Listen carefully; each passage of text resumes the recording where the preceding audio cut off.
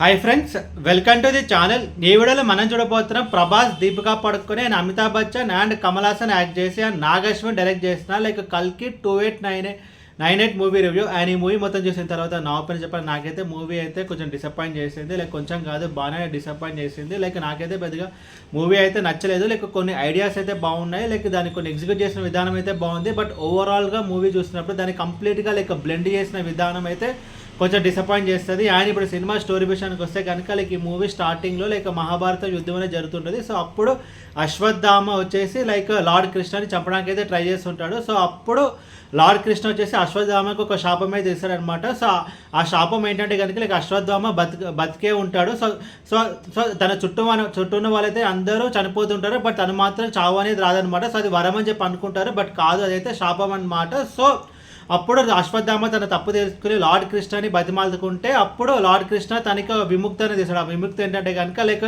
కలియుగం అయిపోయిన తర్వాత నేనైతే మళ్ళీ అయితే పుడతాను, సో అప్పుడు నువ్వు నన్ను కాపాడు, దాంతో నీకు విముక్తి అవుతుందని చెప్పి అంటారు. సో అప్పటి నుంచి అశ్వత్థామ అనేది సో అశ్వత్థామ అనే క్యారెక్టర్ని బతికే ఉంటాడనమాట. సో కట్ చేస్తే కనుక లైక్ ఇప్పుడు లైక్ ప్రజెంట్ కూడా కాదు, ఫ్యూచర్లో మనం చూసుకుంటే కనుక లైక్ భైరవ ప్రభాస్ క్యారెక్టర్ అయితే ప్లే చేస్తారు. సో మన ఇదంతా మనకు తెలుసు, like Prabhas and Bujji and Prabhas characterization మనమంతా లైక్ అమెజాన్ ప్రైమ్లో వచ్చిన లైక్ బుజ్జి అండ్ భైరవ సిరీస్లో అయితే చూసాము. సో అలా ప్రభాస్ తన హ్యాపీ లైఫ్ అయితే లీడ్ చూస్తుంటాడు.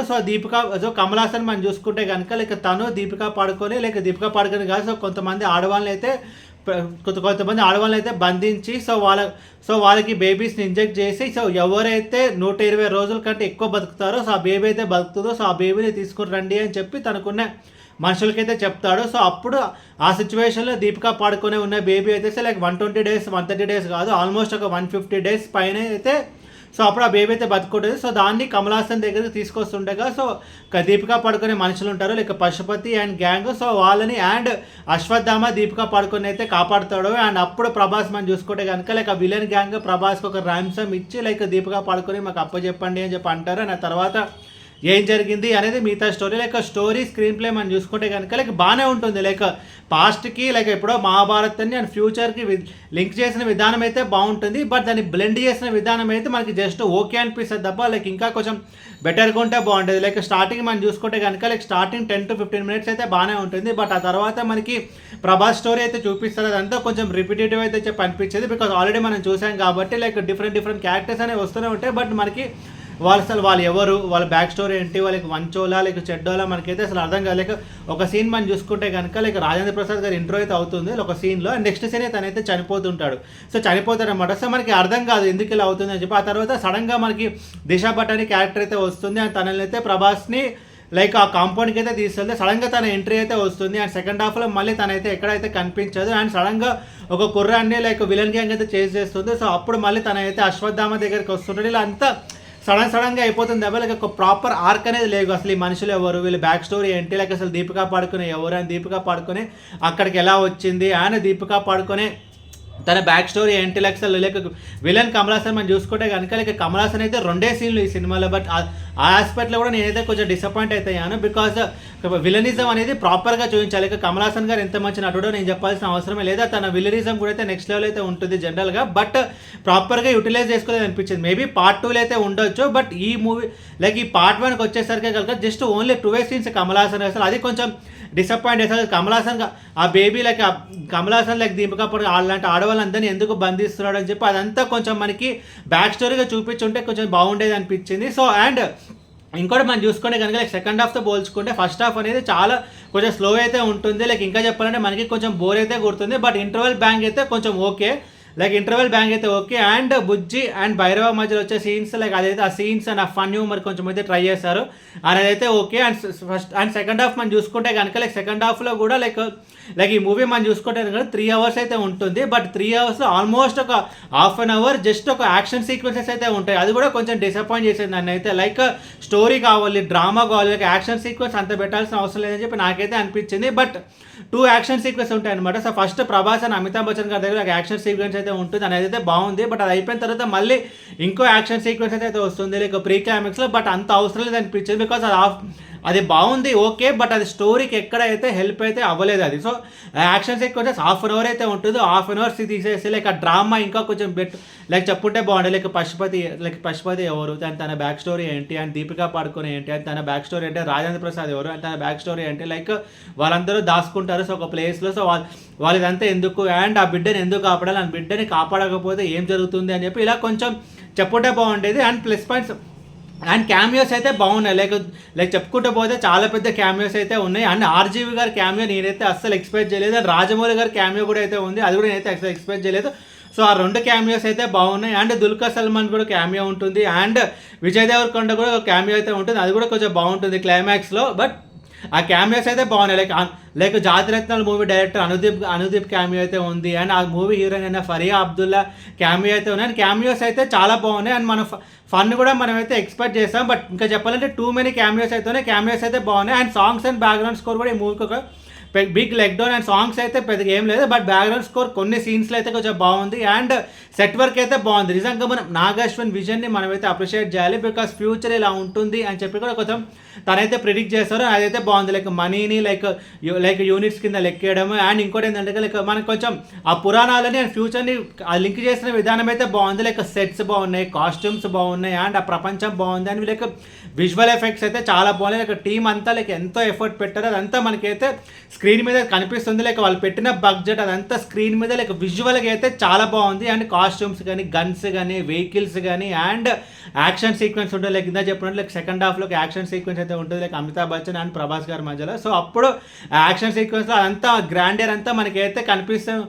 అదంతా మనకి స్క్రీన్ మీద అయితే కనిపిస్తుంది. సో ఈ స్టోరీ చెప్పాలంటే లైక్ సినిమా మొత్తం అసలు సెట్టే, అసలు లైక్ ఇంకా చెప్పాలంటే లైక్ పాస్ట్ ఒక సెట్ అండ్ ఫ్యూచర్ ఒక సెట్, మొత్తం అసలు సినిమా మొత్తం సెట్లోనే జరుగుతుంది. లైక్ ఆర్ట్ వర్క్ అయితే చాలా బాగుంది, అండ్ కాస్ట్యూమ్స్ బాగున్నాయి, అన్ని టెక్నికల్గా అసలు ఈ మూవీని అసలు వేలు పెట్టాల్సి చూపించిన అవసరం లేదు, except for songs and background score. But DOP బాగుంది, లైక్ విజువల్ ఎఫెక్ట్స్ బాగున్నాయి, యాక్టర్స్ కూడా ఈచ్ అండ్ ఎవ్రీ పర్సన్ వాళ్ళ రోల్స్ తగ్గట్టు చాలా బాగా చేస్తారు. అమితాబ్ బచ్చన్ గారి గురించి చెప్పాలి, like once in lifetime role అయితే. అండ్ ప్రభాస్ కూడా లైక్ ఈ మూవీలో డ్యూయల్ క్యారెక్టర్ ఉంటుంది, అండ్ ఆ ఎండింగ్ ఇచ్చిన ట్విస్ట్ అయితే కొంచెం బాగానే ఉంటుంది. అండ్ అదంతా కొంచెం సెకండ్ హాఫ్కు ఒక మంచి లీడ్గా అయితే అనుకోవచ్చు. బట్ ఏంటంటే కనుక స్టోరీ అండ్ స్క్రీన్ ప్లే బాగున్నాయి, లైక్ ఐడియాగా బాగున్నాయి, దాన్ని ఒక లెవెల్ వరకు బాగానే ఎగ్జిక్యూట్ చేస్తారు. బట్ ఆ వావ్ ఫ్యాక్టర్ లైక్ ఆ హై ఫ్యాక్టర్ అనేది మన లైక్ బాహుబలి మనం చూసుకుంటే కనుక లైక్ తమన్నాది ఒక సీక్వెన్స్ ఉంటుంది, లైక్ తమన్నాని వాళ్ళు చెప్తారు, లైక్ వాళ్ళందరూ డిస్కస్ చేసుకుంటారు లైక్ గుహలో మనం చూసేటప్పుడు, లైక్ మనందరినీ దేవసేన విడిపిద్దామని చెప్పి అనుకుంటే. సో అప్పుడు తమన్న క్యారెక్టర్ చెప్తారు లైక్ కట్టబో గురించి నేను విన్నాను, సో అతను చాలా మంచివాడు అని చెప్పి, బికాజ్ ఆ క్యారెక్టర్ ఇంట్రడక్షన్ కంటే ముందే మనకి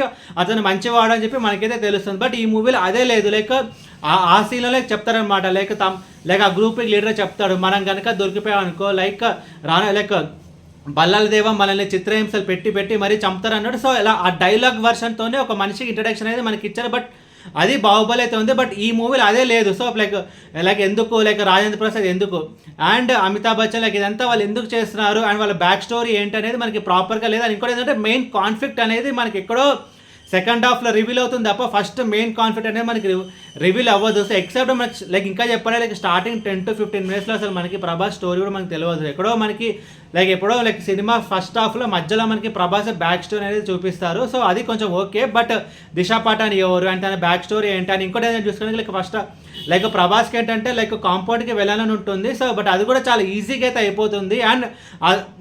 అండ్ ఎస్పెషల్లీ అక్కడ కాంపౌండ్కి వెళ్ళేటప్పుడు అసలు మనకు లైక్ విజువల్గా బాగున్నా సరే, బట్ ఆ బ్యాక్గ్రౌండ్ స్కోర్ అనేది మనల్ని అయితే కొంచెం డిసప్పాయింట్ చేస్తుంది. అండ్ ఇంటర్వెల్లో దీపికా పాడుకొని తప్పించే సీన్ అయితే కొంచెం బాగుంటుంది. అండ్ క్లైమాక్స్లో లైక్ దీపికా పాడుకొని లైక్ తీసుకెళ్ళి ఆ సీక్వెన్స్ కూడా అయితే బాగుంటుంది. అని మూవీని ఎండ్ చేసిన విధానం అయితే బాగుంటుంది. బట్ లైక్ ఇలా కొన్ని సబ్ప్లాట్స్ అయితే బాగుంటాయి, బట్ దాన్ని ఓవరాల్గా కనెక్ట్ చేసిన విధానం అయితే మనల్ని కొంచెము డిసప్పాయింట్ చేస్తుంది. లైక్ మెయిన్ కాన్ఫ్లిక్ట్ ఏంటిది అన్నట్టు మనకి ప్రాపర్గా తెలియదు. లైక్ ఇండివిజువల్ క్యారెక్టర్కి ఒక మోటివ్ అయితే ఉంటుంది అని వాళ్ళకి ఒక పర్పస్ అయితే ఉంటుంది. బట్ ఓవరాల్ మూవీ దేని గురించి అనేది మనకి కొంచెం ఓవరాల్ మూవీ దేని గురించి లైక్ ఆ మూవీ థీమ్ ఏంటి, లైక్ ఇది జరిగితే మనకి ఏమవుతుంది అని, ఇది జరగకపోతే లైక్ ఇంత నష్టం జరుగుతుంది అన్నట్టు మనకి ప్రాపర్ తెలియక కమల్ హాసన్కి లైక్ ఆ బిడ్డ కావాలి, ఆ బిడ్డకు వస్తే తనకి ఏమవుతుంది, లైక్ ఆ బిడ్డకు దొరకకపోతే కమల్ హాసన్ క్యారెక్టర్కి ఇంత నష్టం జరుగుతుంది అని చెప్పి మనకి ఎక్కడైతే చూపించారు. దాంతో మనకి చాలా డౌట్స్ అయితే వస్తుంటాయి. లైక్ ఈ మూవీ ఫస్ట్ హాఫ్లో మనకి మొత్తం డౌట్స్ అయితే వస్తుంటాయి, బట్ సెకండ్ హాఫ్లో కొన్నిటికైతే వాళ్ళు క్లారిటీ ఇచ్చారు. బట్ ఆ వావ్ ఫ్యాక్టర్ అనేది లైక్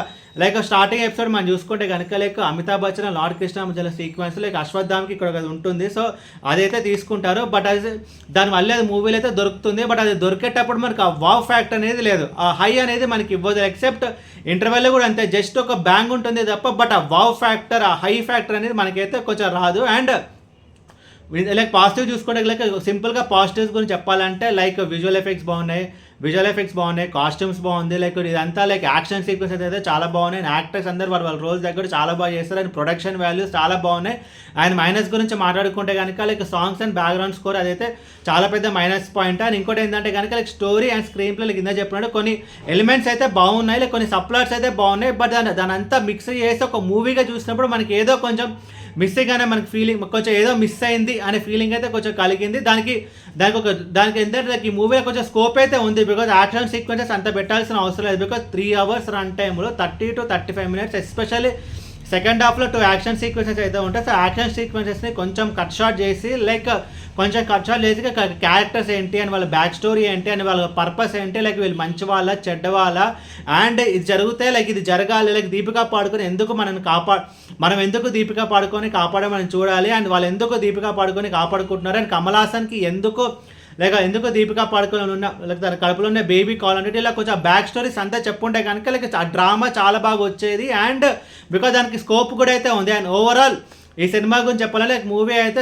ఈ రీజన్ వల్ల నాకైతే కొంచెం డిసప్పాయింటింగ్ అయితే అనిపించింది. మేబీ హైప్ వల్ల కూడా అయితే కావచ్చు. బట్ నాకైతే మూవీ అయితే కొంచెం డిసప్పాయింట్ చేస్తుంది. లైక్ కథలో దమ్ము ఉంది, లైక్ ఇలాంటి ఒక స్టోరీని పెట్టుకుని మనం ఇంకా అయితే చాలా బాగా డ్రామాని మనం అయితే ఎక్స్ట్రాక్ట్ చేయవచ్చు. బికాస్ స్కోప్ అయితే ఉంది. ఇన్ఫాక్ట్ చెప్పాలంటే పార్ట్ 2 కూడా అవసరం లేదు. అండ్ పార్ట్ 1లోనే చాలా స్కోప్ అవుతుంది. అండ్ పార్ట్ 2 విషయం మనం చూసుకుంటే కనుక లైక్ నిజంగా నాగశ్వన్కి చాలా పెద్ద ఛాలెంజ్. ఎందుకంటే ఎస్పెషల్లీ క్యామియోస్లో కూడా చాలా పెద్ద ఛాలెంజ్. బికాస్ ఫస్ట్ లైక్ ఈ పార్ట్ 1లో మనం ఇంత లైక్ దాదాపు ఒక 5 to 6 members క్యామియోస్ చూసిన తర్వాత లైక్ పార్ట్ 2లో లైక్ ఎవరు క్యామియో చేస్తున్నారు అని చెప్పి మనకైతే ఎక్స్పెక్టేషన్స్ అయితే ఉంటాయి. And like expect the unexpected అంటారు. లైక్ ఆర్జీవి గారు క్యామియో ఉంటుందని చెప్పి అసలు ఎవరు అనుకోలేదు. అండ్ జాతిరత్నాల డైరెక్టర్ అనుదీప్ కానీ అండ్ రాజమౌళి గారు క్యామియోస్ కానీ ఇలా క్యామియోస్ కూడా అయితే ఈ మూవీకి అయితే ప్లస్ అయ్యాయి. బట్ పార్ట్ 2లో ఎవరిని తీసుకొస్తారు అని చెప్పి మనమైతే కొంచెం అయితే చూడాలి. అండ్ పార్ట్ 2లో అసలు స్టోరీ దేని గురించి ఉంటుంది అన్నట్టు కూడా మనకైతే కొంచెము చెప్పుంటే బాగుంది. బికాస్ ఫస్ట్ హాఫ్లో మనకి తెలిసిపోతుంది లైక్ స్టోరీ అంతా. లైక్ ఆబ్వియస్గా మరి ఇప్పుడు పార్ట్ 2 మనం చూసుకుంటే కనుక ప్రభాస్కి తన రియల్ ఐడెంటిటీ ఏంటో తనకైతే తెలుస్తుంది. అండ్ ఇప్పుడు పార్ట్ 1 మనం చూసుకుంటే కనుక లైక్ ప్రభాస్ వచ్చేసి లైక్ విలన్ సైడ్ అయితే ఉంటాడు. అండ్ పార్ట్ 2 ఆబ్వియస్గా లైక్ ప్రభాస్ వచ్చేసి లైక్ అమితాబ్ బచ్చన్ సైడ్ అయితే రావాలి. అమితాబ్ బచ్చన్ సైడ్ వచ్చి లైక్ ఆ దీపికా పడుకొని కాపాడాలి. అండ్ ప్రభాస్ అండ్ కమల్ హాసన్ మధ్యలో ఒక వార్ కానీ లేకపోతే ఒక కాన్ఫ్లిక్ట్ అనేది జనరేట్ అయిపోతుంది. బట్ చాలా సింపుల్ స్టోరీ లైన్ అయితే ఉంటుంది. బట్ పార్ట్ 2 వచ్చేసరికి అదంతా స్క్రీన్ ప్లేతో ఎంగేజ్ చేయాలి. నిజంగా నాగశ్వన్కి అయితే చాలా పెద్ద ఛాలెంజ్ అసలు ఎలా చేస్తారని చెప్పి నేనైతే ఈగర్లీ అయితే వెయిటింగ్. బికాస్ ఫస్ట్ లైక్ స్టోరీగా మనం చూసేటప్పుడు చాలా సింపుల్ పాయింట్ స్టోరీ లైక్ ఏం చేయాలి, లైక్ దీపికా పాడుకునే కడుపులో ఒక బిడ్డ అయితే ఉంటుంది. ఆ బిడ్డని కాపాడాలి, దాంతో అశ్వత్థామకి విముక్తి అనేది కలుగుతుంది. అండ్ ఇంత సింపుల్ పాయింట్ ఒకే ఒక చిన్న పాయింట్ మీద లైక్ ఇన్ని సప్లాట్స్ అయితే చేస్తారు. అండ్ ఇదంతా మనకి ఫస్ట్ పార్ట్ లైక్ ఈ పార్ట్ 1లో మనకి అయితే ఓకే అని చెప్పి అనిపిస్తుంది. బట్ పార్ట్ 2లో దీన్ని ఎలా డీల్ చేస్తారు అని చెప్పి లైక్ నేనైతే ఈగర్లీ వెయిటింగ్. బికాస్ స్టోరీ అనేది చాలా thin line. Because part 2 work out అవ్వాలి అంటే స్క్రీన్ ప్లే అనేది చాలా ఎక్స్ట్రాడినరీ అయితే ఉండాలి. అండ్ ఈ పార్ట్ 1 విషయానికి వస్తే కనుక మూవీ అయితే కొంచెం డిసప్పాయింట్ చేస్తుంది. అండ్ ఈ మూవీకి నేను ఇచ్చే రేటింగ్ 2.5 out of 5.